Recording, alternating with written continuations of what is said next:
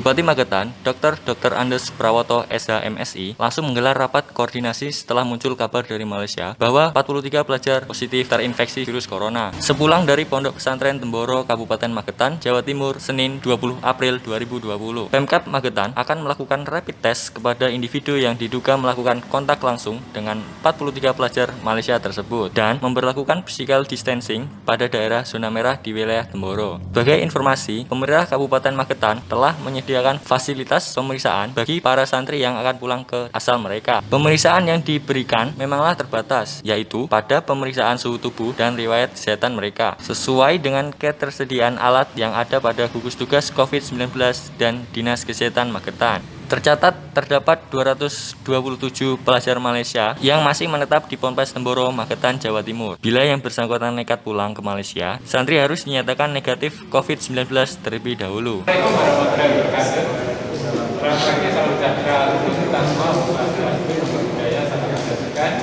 Yang kami hormati teman-teman wartawan, pagi ini kita langsung melakukan rapat bersama dengan Forkopimda Plus. Karena di Magetan ini, mengapa saya katakan Forkopimda Plus, itu ada infrastruktur, ada secata, dan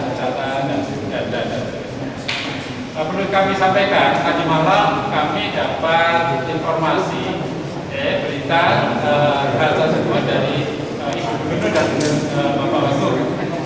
Oleh sebab itu, walaupun itu berita dari Ibu Gubernur dan Bapak Wagub, kemudian kami cross check, jangan sampai kemudian nanti informasi itu salah. Oleh sebab itulah kami kemudian malam itu juga kontak teman-teman di kantor berita antara Biro Malaysia yang ada di Kuala Lumpur. Kebetulan karena saya kenal baik, kemudian apakah betul informasi ini?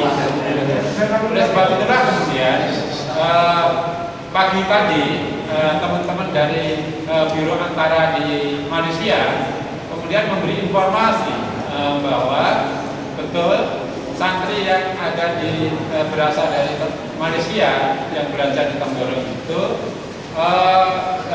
dilakukan tes di sana, itu tidak dinyatakan positif, gitu ya. Itu menurut Kementerian Kesehatan di Malaysia, menurut rilisnya yang diterima oleh kantor berita yang Indonesia yang ada di Malaysia. Oleh sebab itulah kemudian kami mengambil langkah selanjutnya. Saya langsung kemudian telepon ke kedutaan Malaysia. Bagaimana kemudian santri-santri yang masih ada di Temboro? Itu dan santri Malaysia yang ada di Temboro sekarang ini masih 227 orang. Ya, 227 orang yang rencananya yang bersangkutan tidak akan pulang. Tidak akan pulang, tetapi kemudian saya itu bagaimana kedutaan Malaysia? Kedutaan Malaysia kemudian mau memfasilitasi untuk kepulangan itu. Tetapi saya menyarankan mereka-mereka yang berisiko, yang santri-santri dari Malaysia ini, kemudian kita lakukan rapid test, ya, yang ada 227 ini nanti segera akan kita lakukan rapid test. Kemudian kalau seandainya berubah pikiran yang bersangkutan akan pulang, itu harus dinyatakan negatif dulu, ya, harus negatif. Tetapi kalau kemudian nanti yang bersangkutan dinyatakan positif, itu yang bersangkutan harus dirawat dulu di sini. Ya, jangan sampai kemudian yang bersangkutan ini nanti akan menyebarkan virus ini di tempat yang lain. Saya kira itu yang khusus untuk informasi itu, dan kami juga sudah kontak tadi didengarkan oleh semua peserta yang hadir dengan Kementerian Luar Negeri juga, ya, untuk bekerja sama menyelesaikan masalah-masalah yang ada di Temboro. Kemudian apa yang kemudian kita lakukan selanjutnya selain melakukan tracing, ya, siapa saja kemudian yang pernah berinteraksi dengan mereka, itu nanti kita tracing.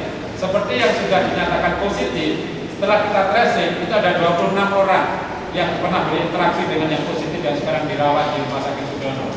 Dan alhamdulillah yang sakit ini, yang dinyatakan positif ini berangsur-angsur membaik kondisinya. Mudah-mudahan segera sembuh.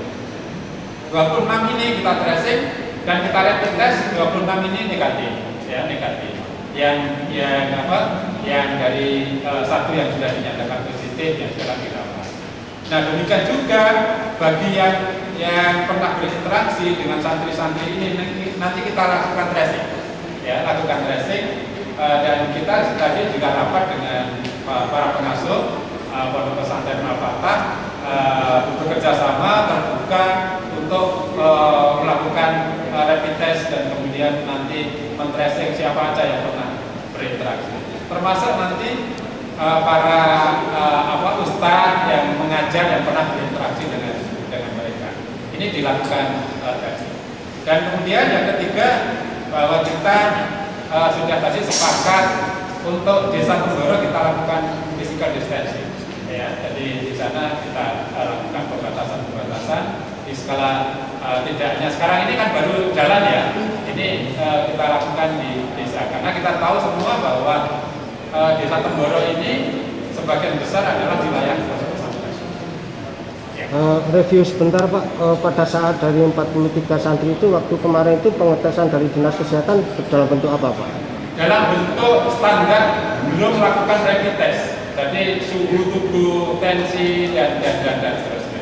Kita karena jumlahnya ribuan pada waktu kita pulang itu alat itu belum ada. Kita belum mempunyai alat yang jumlahnya sedemikian untuk baik.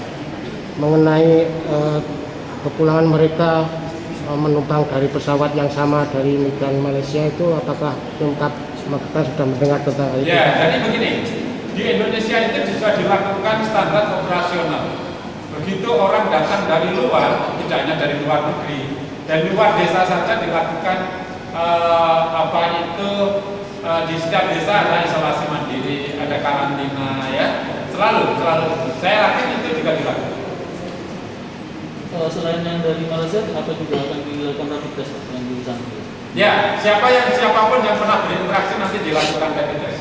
Ya, siapapun yang pernah melakukan interaksi dengan santri-santri dari Malaysia itu dilakukan rapid test. Kan begini, klaster COVID-19 ini kan kalau di Magetan itu ada pertama kali ada 3 yang positif. Itu klasternya jelas. Klasternya ini adalah klaster dari Bogor, mohon maaf, ya, klasternya Bogor. Nah, yang di Tenggoro ini kita tidak tahu, ini klasternya dari mana. Nah, oleh sebab itu, karena mohon maaf, karena di pondok pesantren ini adalah pondok pesantren yang lintas negara, kita harus tracing. Ya, harus tracing ini pernah interaksi dengan siapa aja. Gitu ya. Nah, jadi bisa jadi itu dari luar. Ya. Oh belum. Jadi kita belum tahu klaster dari mana. Ya, kita pengambil kebijakan itu harus jelas. Ya, harus ditanya. Oleh sebab itulah semuanya jujuran. Jadi kita ini menghadapi persoalan COVID-19 ini harus jujur semuanya, harus terbuka, sehingga kita bisa mengambil kebijakan yang tepat. Ya. Oleh sebab itulah diperlukan kejujuran kita untuk melakukan, menginformasikan segala sesuatu yang ketahui, yang dirasakan, yang pernah dilakukan, sehingga nantinya tidak timbul bias, ya, informasi menjadi bias meresahkan kita. Terima kasih Pak. Oke, Pak, untuk ini kan yang dilakukan untuk para orang-orang berjalan, untuk teman-teman Kukus sendiri akan dilakukan rapid test nggak? apanya? Untuk teman-teman yang ada di Kukus. Oh ya, khusus untuk kemarin yang di Tenggoro kita lakukan yang duluan, yang di Kukus ada dinas kesehatan. Ya, yang di dinas kesehatan. Itu yang di Tenggoro kemarin kita lakukan dahulu, kemudian karena dia melayani berinteraksi dengan seluruh santri. Itu kita lakukan lagi ya. Ya. Terus yang kedua, bentuk pemeriksaan apa yang dilakukan kepada santri Tenggoro oleh Dinas Kesehatan di sini pada waktu itu. Terus yang ketiga, ada informasi bahwa pesawat yang digunakan santri ini sama dengan pesawat yang digunakan migran menuju Indonesia, Pak. Oh iya. Baik. Sudah? Ya. Nah, terima kasih.